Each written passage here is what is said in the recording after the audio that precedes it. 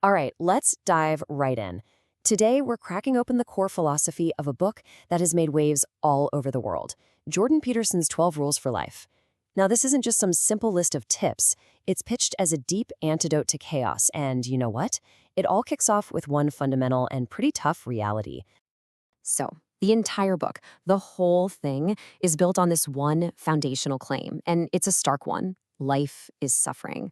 The book frames this not as some pessimistic, gloomy outlook, but as a realistic starting point for understanding the human condition.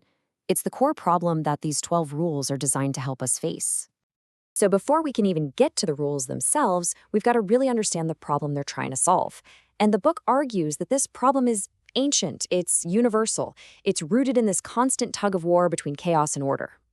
And where do we start? Well, believe it or not, with the lobsters. Seriously, the book uses them as this powerful example because, well, these creatures have been dealing with social hierarchies for over 350 million years.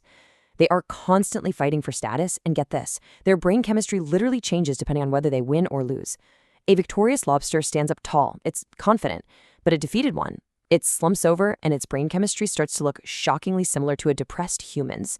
The whole point is that this struggle for your place in the world, it's not some modern thing, it's a deep biological reality. And this brings us to a huge concept in the book, the dominance hierarchy. The argument is that this isn't about capitalism or some modern political system.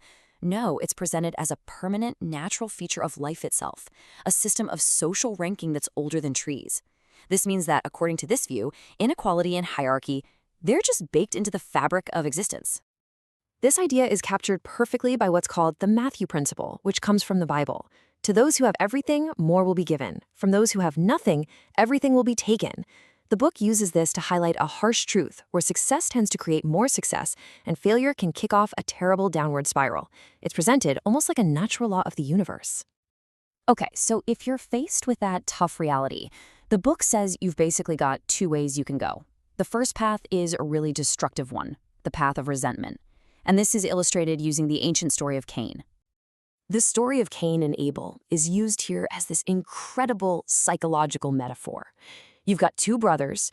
Abel's sacrifice is accepted by God. He represents the ideal. Cain's sacrifice is rejected. Now, instead of looking at himself and thinking, how can I do better? Cain gets bitter. He gets resentful. He blames God, he blames the way the world is set up, and in the end, he destroys the ideal, his own brother, out of pure spite. So you can see how this psychological downward spiral works. It starts with personal suffering, which then curdles into resentment. From there, the person starts blaming the ideal or anyone who's successful for their own failures. This leads them to conclude that life itself is corrupt, and the final terrifying step is a desire for revenge against existence. And here's the scary part. This resentment doesn't just stop with one person. It spreads, it gets worse. The book points to this quote from one of Cain's descendants, Lamech, who basically boasts that if Cain was avenged 7 times, he'll be avenged 77 times. The insight here is that resentment, if you let it run wild, doesn't just fade away. It escalates, and it can fuel worse and worse atrocities from one generation to the next. Okay, wow, that is a pretty bleak picture of one possible response to life suffering, right? So what's the alternative? And that brings us to the other path, the book's big solution, the antidote, meaning and responsibility. And it's all about making a conscious choice to bear the burden of being. So the book really contrasts these two totally different ways to live. On one side, you have expediency. That's doing whatever is convenient, chasing after every impulse, lying, cheating, taking the easy way out. But on the other side, you have meaning. This is about doing what's purposeful, even when, especially when, it's hard. It means telling the truth and taking on responsibility for something bigger than yourself. And this is maybe the most important point of the entire philosophy. The goal isn't happiness. I mean, happiness is great, but it's fleeting, it's unreliable. The book argues that the real antidote to the suffering that's built into life isn't chasing happiness. It's finding meaning. This quote right here just nails the whole point.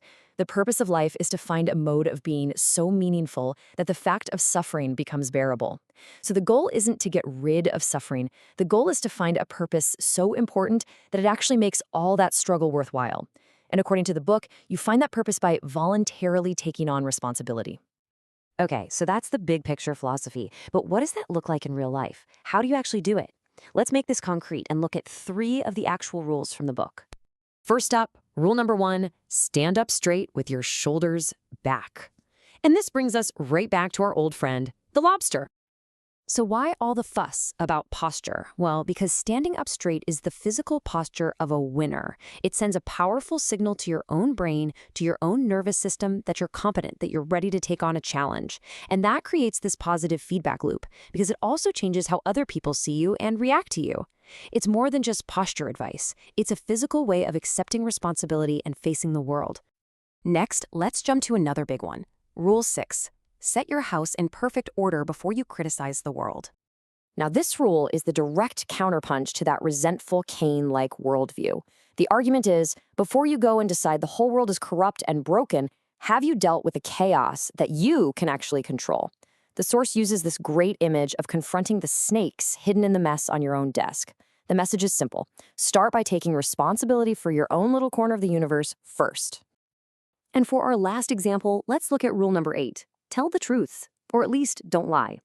So what's the logic here?